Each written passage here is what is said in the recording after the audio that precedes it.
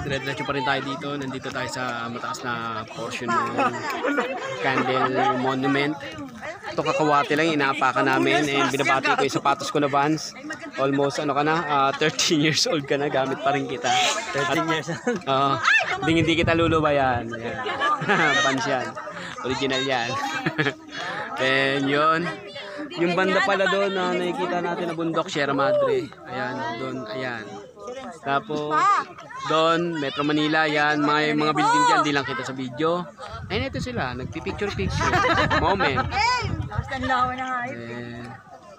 Ito yung 360 view noong lugar. And, yan. Yung mukupa eh. Candlelights. May mga campers nga ulit doon. Then, ito na naman sila, mga nagpipicture-picture. So, medyo mataas dito pag dalaglag ka. Siguro buhay ka pa naman, bali-bali lang. Ayan, maulap na naman ngayon tulad last 2 weeks. Naligo kami sa Antipolo. Ayaw talaga kami pagbigyan. Pero hindi naman umaambon. Kanina umaambon, ngayon wala na. Pasikat ng araw, alas 7 na ng umaga.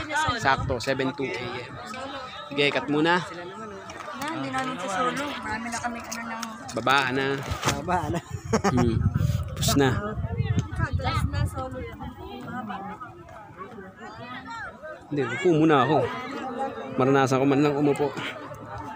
Parang nakatakot umapak sa kakawate. Pero matibay. Oh.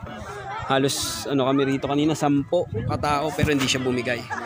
Tiwala naman din yung tour guide na pagsabay-sabayin kami rito. Matibay daw to.